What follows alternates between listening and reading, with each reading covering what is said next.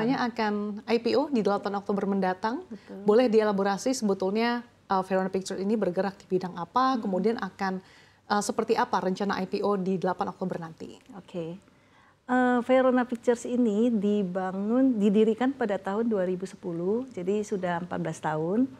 Dan sejak awal berdirinya Verona Pictures ini, kami sudah mengisi produk pertama kami di prime time di salah satu TV swasta yang papan atas.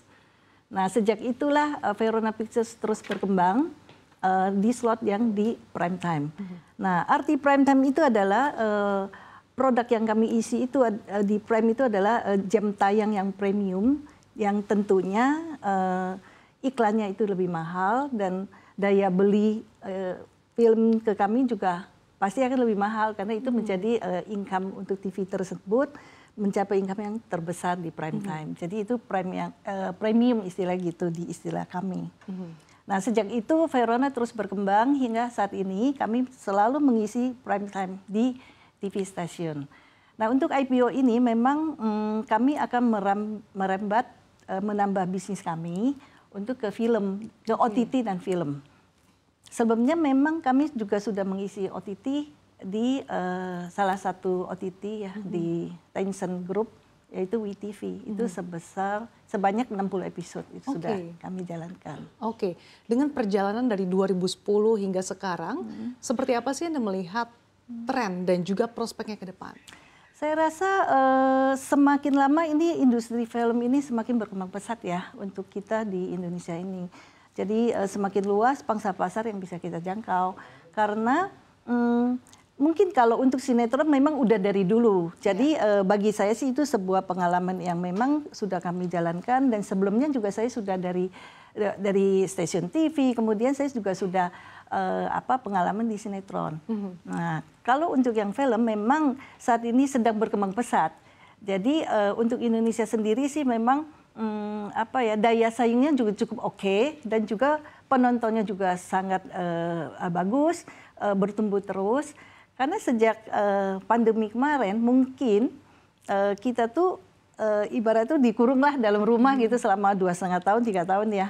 Nah, sejak itu dibukalah bioskop ya sejak pandemi lewat. Tumbuhlah film-film Indonesia, film nasional yang semakin marak.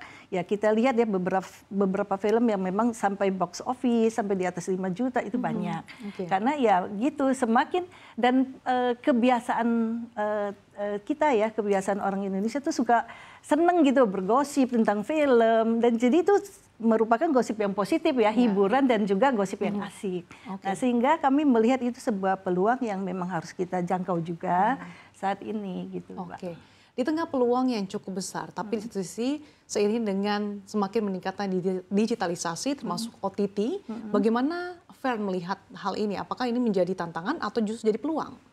Saya rasa itu sebuah peluang yang sangat besar yang seperti tadi saya bilang bahwa untuk OTT juga itu merupakan sebuah peluang yang semakin lama kan semakin banyak di kita ya di Indonesia ya. Jadi OTT itu kita juga pengembangan bisnisnya memang ke OTT untuk mengisi lebih banyak ke OTT dan juga untuk film. Dan OTT sendiri sih sebenarnya bagi kami itu sangat menjadi tantangan juga ya. Karena kita bikin tidak setiap hari, tapi kita bikin 10 atau 12 episode selesai. Kemudian kita isi dan itu peluang karena OTT-nya juga sangat banyak kan di Indonesia ya. Gitu. Kalau sinetron sendiri, ini segmennya seperti apa sih di Indonesia, khususnya yang diproduksi oleh Fern dan kemudian terkait dengan sinetron, trennya sekarang seperti apa dan kalau dibandingkan dengan mungkin 10 tahun yang lalu seperti apa? Kalau sinetron sih karena berkembang terus ya, mungkin kalau dibanding dengan 10 tahun yang lalu ya ibaratnya udah jadul lah kalau anak sekarang ngomong ya.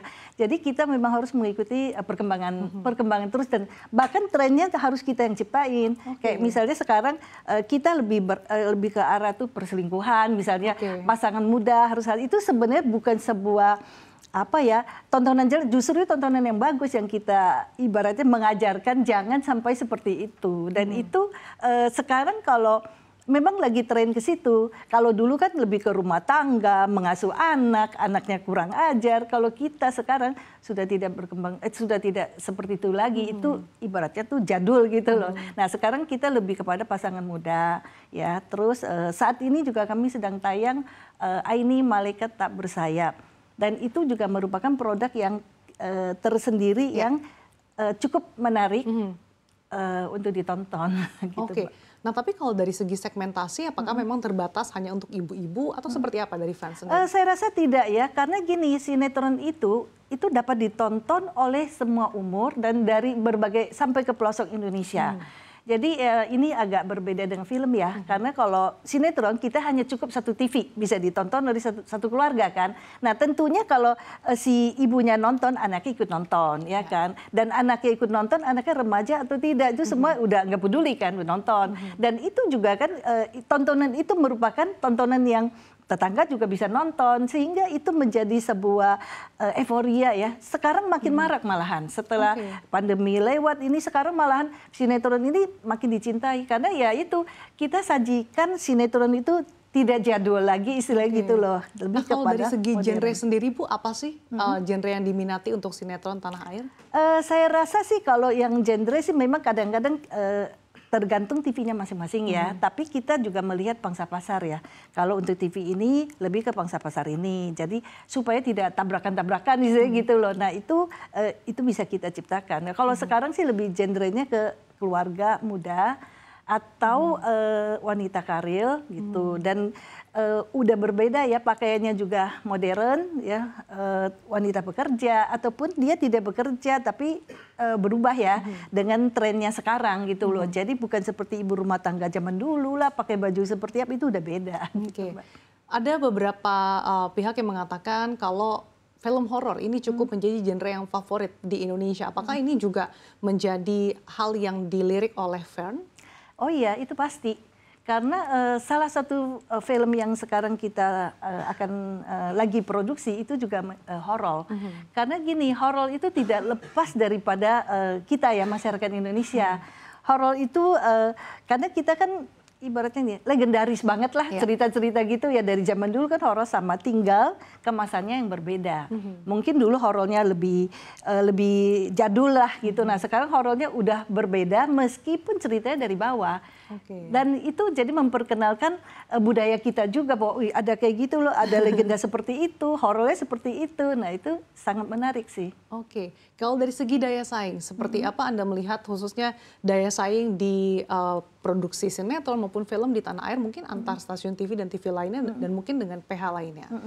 Saya rasa daya saing itu sangat menarik ya. Kalau untuk sinetron itu juga menarik karena kita bisa melihat bahwa oh di situ isinya seperti apa, kita berbeda ya kan. Itu udah merupakan daya saing gitu. Jadi semakin khususnya kalau film juga semakin banyak PH yang bikin, semakin banyak PH yang isi bioskop, itu akan membangkitkan gairah nontonnya makin banyak kan.